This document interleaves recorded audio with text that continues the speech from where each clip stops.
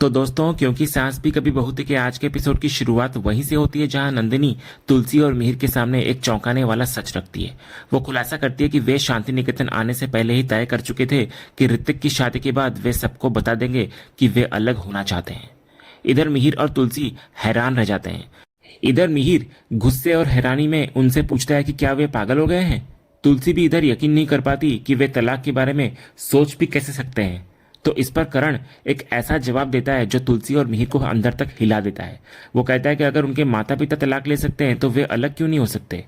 वो साफ करता है कि वे तलाक नहीं ले रहे, बस अलग रह रहे हैं, नंदिनी इंडिया में और करण यूएस में। इधर करण का ये तर्क बड़ों के फैसलों का आईना दिखा रहा था। जब माता पिता ही अलग हो गए तो बच्चों को साथ रहने की सीख देना मुश्किल हो गया था। तभी तुलसी चिंता जताती है कि ऐसे अलग रहने से पूरा परिवार बिखर जाएगा, लेकिन नंदिनी इस बात को वहीं खत्म कर देती है। वो कहती है कि फैसला हो चुका है और अब बहस का कोई फायदा नहीं। फिर वो सबको नीचे चलने के लिए कहती है ताकि फंक्शन खराब ना हो। इधर नंदिनी के जाने के बाद करण एक और कड़वी बात कहता है। वो कहता है कि वो मानता है कि तुलसी और मिहिर हमेशा से उनके रोल मॉडल रहे हैं, एक आदर्श जोड़ा, लेकिन अब वो आइडल कपल वाली इमेज टूट चुकी है, इसलिए वो उनसे अब और समझाने की उम्मीद नहीं करता। ये कहकर करण भी वहां से निकल जाता है। इसके बाद तुलसी मिहिर से अपना डर जाहिर करती है। उसे करण और नंदिनी के अलग होने का विचार अंदर ही अंदर खाए जा रहा होता है। उसे डर होता है कि उनका पूरा परिवार बिखर जाएगा और बच्चों की जिंदगी बर्बाद हो जाएगी। लेकिन मिहिर को इधर एक पल के लिए शक होता है कि कहीं ये दोनों उन्हें साथ लाने के लिए नाटक तो नहीं कर रहे। लेकिन तुलसी मिहिर को याद दिलाती है कि करण नाटक कर सकता है, पर समायरा ने जो किया वो नाटक नहीं था। एक मासूम बच्ची की जान सच में खतरे में थी। तो मिहिर भी इस बात से सहमत होता हुआ नजर आता है। फिर वो याद करता है कि आज ऋतिक और मुन्नी की मेहंदी है, लेकिन गौतम भी गुस्से में जा चुका है और शायद अब वो किसी फंक्शन में ना भी आए। तो तुलसी मिहिर को हार ना मानने के लिए कहती है। वो उसे बच्चों से बात करने की सलाह देती है क्योंकि वे उसकी बात सुनेंगे। फिर तुलसी खुद भी कोशिश करने का वादा करती है। तो दोनों मिलकर समाधान निकालने की उम्मीद के साथ आगे बढ़ते हैं। यहाँ एक तरफ करण और नंदिनी का तनाव होता है तो दूसरी तरफ अंगद और वृंदा भी एक मुश्किल फैसले से जूझ रहे होते हैं। इधर अंगद वृंदा से दोबारा पूछता है कि क्या उसे लगता है कि बच्चों को बोर्डिंग स्कूल भेजना सही है। तो वृंदा के चेहरे पर एक माँ का दर्द साफ दिखाई देता है। वो कहती है कि अंगद बार बार ये सवाल पूछकर उसकी मुश्किलें बढ़ा रहा है। फिर वृंदा याद दिलाती है कि आज अक्षय और माधवी ने कितनी शैतानी की थी। उन्होंने न सिर्फ टिम्सी और गरिमा को रुलाया, बल्कि गरिमा की मेहंदी को भी खराब कर दी।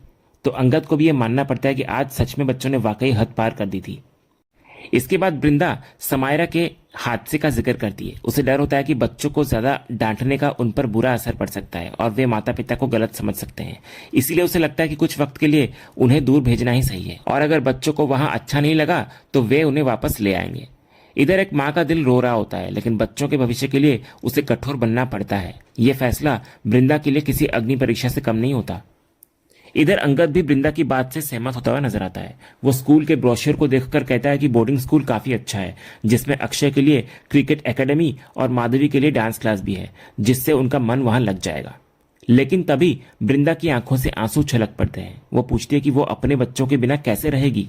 तो अंगद उसको सांत्वना देता है और वादा करता है कि वे हर हफ्ते बच्चों से मिलने जाएंगे और हर छुट्टी में उन्हें घर ले आएंगे। तो वृंदा कहती है कि शादी के बाद वे माँ पापा से भी इस बारे में बात करेंगे। तभी हम देखते हैं कि परी, जो कि कमरे के बाहर खड़ी होती है, उनकी सारी बातें सुन लेती है। बोर्डिंग स्कूल का नाम सुनते ही वो हैरान रह जाती है। दूसरी तरफ तुलसी मिहिर से फोन पर बात कर रही होती है। वो घर का हालचाल और समायरा का हालचाल भी पूछती है। तो मिहिर उसको बताता है कि सब ठीक है और समायरा भी परी के पास सुरक्षित है। लेकिन तुलसी की चिंता गौतम को लेकर होती है। वो बताती है कि उसने गौतम को मैसेज किया था, लेकिन वो डिलीवर नहीं हुआ। शायद उसने तुलसी को ब्लॉक कर दिया है। तो मिहिर भी इधर परेशान होता है कि गौतम उसका भी फोन नहीं उठा रहा। तो तुलसी का दिल चाहता है कि शादी से पहले उसके सारे बच्चे एक साथ हो, लेकिन गौतम की नाराजगी एक बड़ी दीवार बनकर खड़ी हुई होती है। दूसरी तरफ परी सारी बातें सुनने के बाद अंदर आती है और हैरान होकर पूछती है कि क्या वे वाकई बच्चों को बोर्डिंग स्कूल भेजने का इतना बड़ा फैसला ले रहे हैं। तो वृंदा उसको समझाती है कि यह बच्चों की भलाई के लिए है, और अंगद भी इसमें अपनी सहमति जताता हुआ नजर आता है। तभी परी पूछती है कि क्या वे दोनों बच्चों के बिना रह पाएंगे। तो अंगद इधर मानता है कि यह उनके लिए मुश्किल होगा, लेकिन उसने वृंदा से वादा किया है कि वे हर हफ्ते बच्चों से मिलने जाएंगे और हर छुट्टी में उन्हें घर ले आएंगे। इधर वृंदा भी दुखी होकर मानती है कि बच्चों के लिए भी दूर रहना आसान नहीं होगा। तभी परी उनकी मजबूरी समझ जाती है और कहती है कि अगर उन्होंने यह फैसला लिया है तो सोच समझकर ही लिया होगा। इसके बाद अंगद परी से विनती करता है कि वो इस बात को अभी किसी को न बताए। वे ऋतिक और मुन्नी की शादी के बाद ही मिहिर और तुलसी से इस बारे में बात करेंगे। वहीं दूसरी तरफ तुलसी मिहिर से फोन पर कह रही होती है कि उसकी चिंता कल होने वाली संगीत सेरेमनी को लेकर है। वो चाहती है कि चाहे कुछ भी हो, गौतम उस फंक्शन में जरूर आए। अगली सुबह संगीत सेरेमनी शुरू हो जाती है। पूरा घर नाच गाने में मगन होता है। इधर ऋतिक समायरा को भी नचा रहा होता है, जिससे उसके चेहरे पर हंसी लौट आई होती है। इसके बाद मिहिर, करण, नंदिनी, गायत्री और शोभा सब मिलकर डांस कर रहे होते हैं। फिर पूरा परिवार एक ग्रुप में डांस करने लगता है।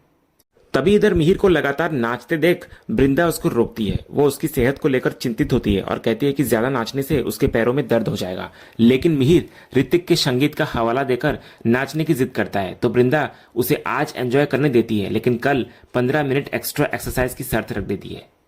तभी अंगद पीछे से मजाक उड़ाता है कि वो रोज ये सब झेलता है, तो मिहिर उसका मजाक उड़ाते हुए कहता है कि असल में वृंदा उसे झेल रही होगी।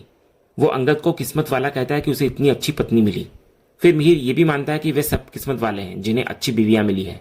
तभी ऋतिक अंगद को चेतावनी देता है कि वो भाभी को कभी हर्ट न करे। अंगद भी ऋतिक को मुन्नी का ख्याल रखने के लिए कहता है। तभी मिहिर की आवाज गंभीर हो जाती है। वो कबूल करता है कि उसने तुलसी को बहुत हर्ट किया है, लेकिन एक उम्मीद के साथ भी कहता है कि पिक्चर अभी बाकी है बच्चों। अगले सीन में संगीत सेरेमनी के लिए तुलसी मुन्नी को तैयार करके हॉल में लाती है। इधर मुन्नी की खूबसूरती को देखकर ऋतिक की नजरें उस पर से हटने का नाम नहीं ले रही होती। उधर मिहिर भी तुलसी को देख रहा होता है। यही हाल पार्थ का भी होता है, जो तुलसी के साथ आई वैष्णवी को लगातार देख रहा होता है। तभी मिहिर ऋतिक को मजाक में कहता है कि मुन्नी की उम्र बहुत लंबी है, चलो उसका स्वागत करते हैं। लेकिन ऋतिक तो मुन्नी की खूबसूरती में खोया हुआ होता है, तो मिहिर उसको टोकता है और डांस के लिए उकसाता है। अगले ही पल ऋतिक मुन्नी को अकेले में ले जाता है और उसकी नर्वसनेस दूर करने की कोशिश करता है। वो उसको याद दिलाता है कि पहले उन्होंने कई बार दूसरों के संगीत में डांस किया है, लेकिन आज उनकी बारी है। तो इस पर मुन्नी कहती है कि तब बात कुछ और थी, लेकिन ऋतिक इस पर उसको भरोसा दिलाता है कि वो तब भी उसकी दोस्त थी और आज भी है। फिर वो अपना हाथ बढ़ाता है और मुन्नी मुस्कुराते हुए उसका हाथ थाम लेती है। फिर दोनों सबके सामने आते हैं और प्यार से नाचने लगते हैं। इसी बीच करण समायरा और नंदिनी को डांस फ्लोर पर खींचकर ले आता है। तीनों मिलकर खुशी से नाचने लगते हैं। फिर करण नंदिनी के साथ अकेले में डांस भी करता है, जिसको देखकर समायरा बहुत खुश होती है, लेकिन साथ ही इमोशनल भी हो जाती है। तो ऋतिक उसकी हालत समझकर उसको संभालता हुआ नजर आता है। दूसरी तरफ तुलसी गौतम को वॉइस मैसेज भेज रही होती है, जिसमें वो उसे आ जाने की विनती करती है। तो मिहिर उसको रोकता है और कहता है कि गौमजी नहीं आने वाला, इसलिए बेकार की कोशिश ना करे। तो तुलसी का दर्द छलक पड़ता है। उसे लगता है कि जब भी वे एक कदम आगे बढ़ाते हैं, हालात उन्हें 4 कदम पीछे ढकेल देते हैं। तो मिहिर भी इस पर दुखी होता है, क्योंकि उसे लगा था कि इस बार सब कुछ ठीक हो जाएगा, लेकिन ऐसा नहीं हुआ। फिर वो तुलसी को समझाता है कि गौतम को वक्त लगेगा, लेकिन एक दिन वो जरूर समझेगा। पर फिलहाल उन्हें ऋतिक और मुन्नी की खुशियों पर ध्यान देना चाहिए, वरना उनके साथ नाइंसाफी होगी। इसके बाद तुलसी की नजरें करण और नंदिनी पर पड़ती है, जो ऐसे नाच रहे होते हैं जैसे सब कुछ नॉर्मल हो। इधर मिहिर को पक्का यकीन होता है कि वे दोनों सिर्फ नाटक कर रहे हैं।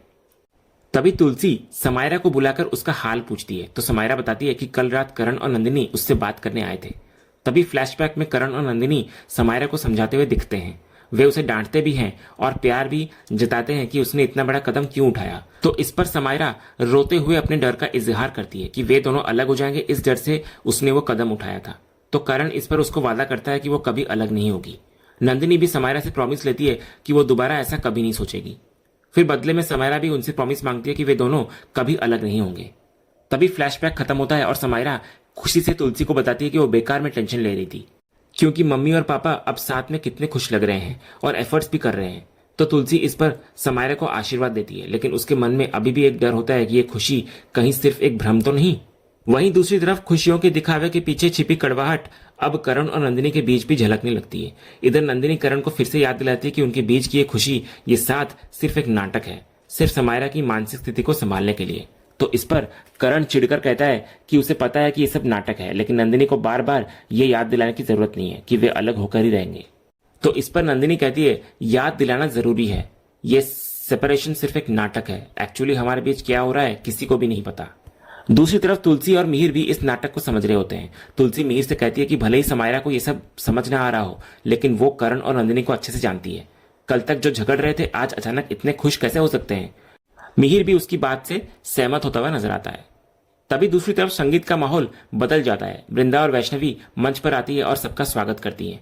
वे एक अनोखे डांस कंपटीशन का ऐलान करती हैं, रानीज वर्सेस वीरानीज। यानी कि वीरानी बहुओं का मुकाबला वीरानी लड़कों से। पूरा परिवार इस चुनौती को स्वीकार करता हुआ नजर आता है। इसके बाद सबसे पहले करण और नंदिनी मैदान में उतरते हैं। दोनों के बीच एक जबरदस्त टशन भरा डांस होता है। उनके डांस में प्यार कम और एक दूसरे को नीचा दिखाने की होड़ ज्यादा दिखती है। फिर आखिरकार नंदिनी जीत जाती है और करण को हार माननी पड़ती है। इसके तुरंत बाद अंगद और वृंदा की बारी आती है। दोनों के बीच भी कड़ा मुकाबला होता है। डांस के बीच वृंदा अपना हाथ फैलाती है, लेकिन जैसे ही अंगद उसकी तरफ आता है वो हट जाती है और अंगद लड़कों के बीच जाकर गिर पड़ता है। लेकिन अंगद हार नहीं मानता। वो दोबारा आता है, वृंदा को प्यार से बुलाता है और गोद में उठा लेता है। दोनों फिर से साथ नाचते हैं। तो अंगद फिर जानबूझकर वृंदा को हारने के लिए चिढ़ाता है, लेकिन वृंदा भी कम नहीं होती। वो आखिरी चाल चलती है और अंगद को धक्का देती हुई नजर आती है। अंगद फिर से लड़कों के बीच जाकर गिरता है। इस बार भी लड़के हार जाते हैं और लड़कियों की जीत होती है। इसके बाद ऋतिक और मुन्नी की बारी आती है, लेकिन ऋतिक अचानक गाना को बदल देता है और एक रोमांटिक धुन बजाता हुआ नजर आता है। दोनों के बीच एक बेहद प्यार भरा और कोमल डांस शुरू होता है, जिसमें उनकी नजदीकियां और गहरा प्यार साफ झलक रहा होता है। इसी बीच अजय का ध्यान परी पर टिक जाता है। वो बैठे बैठे ख्यालों में खो जाता है, जहां वो परी के साथ एक रोमांटिक डांस कर रहा है। उसके सपने में वो परी के माथे को चूमता है और परी उसको गले लगा लेती है। इधर जैसे ही ऋतिक और मुन्नी का डांस खत्म होता है, अजय भी अपने सपने से बाहर आ जाता है। फिर सब ऋतिक के डांस की तारीफ कर रहे होते हैं, लेकिन अंगद चिढ़ते हुए कहता है कि डांस तो अच्छा था, पर गाना बदलने के कारण वे कंपटीशन हार गए। इसके बाद वैष्णवी मंच पर आती है और शाम की सबसे खास परफॉर्मेंस का ऐलान करती है, समधन जी और समधी जी यानी कि तुलसी और मिहिर के बीच। तो मिहिर तो तुरंत राजी हो जाता है, लेकिन तुलसी साफ मना करती हुई नजर आती है। पूरा परिवार उसको मनाने की कोशिश करता है, लेकिन वो टस से मस नहीं होती। तो मिहिर फिर उठकर तुलसी के पास जाता है और उसको धीरे से कहता है कि बच्चों का दिल रखने के लिए ही सही थोड़ी देर के लिए डांस कर ले। जब वे बात कर सकते हैं तो डांस क्यों नहीं। लेकिन तुलसी फिर भी नहीं मानती। तभी पास बैठी समायरा तुलसी को विनती करती है, प्लीज बा एक बार कर लो। तो समायरा की आवाज सुनकर तुलसी का दिल पिघल जाता है। तभी मिहिर मौका नहीं गवाता और अचानक तुलसी का हाथ पकड़कर उसको मंच पर ले आता है। सब लोग जोर जोर से तालियां बजाने लगते हैं। इधर मिहिर तुलसी को देखकर मुस्कुराता है, लेकिन तुलसी जानबूझकर दूसरी तरफ मुंह कर लेती है। हालांकि उसकी आंखों में छिपी खुशी साफ नजर आ रही होती है। और इसी खट्टी मीठी नोकझोंक के साथ ये एपिसोड यहीं खत्म होता है। तो दोस्तों, आज का ये एपिसोड और इसका अपडेट आपको कैसा लगा, अपनी राय हमें कमेंट बॉक्स में जरूर बताएं। अगर आपको आज का वीडियो पसंद आया हो तो वीडियो को लाइक करें, शेयर करें और हमारे चैनल को सब्सक्राइब करके बेल आइकन जरूर दबाएं, ताकि क्योंकि सास भी कभी बहू के अगले धमाकेदार एपिसोड का अपडेट आपको सबसे पहले मिले। धन्यवाद।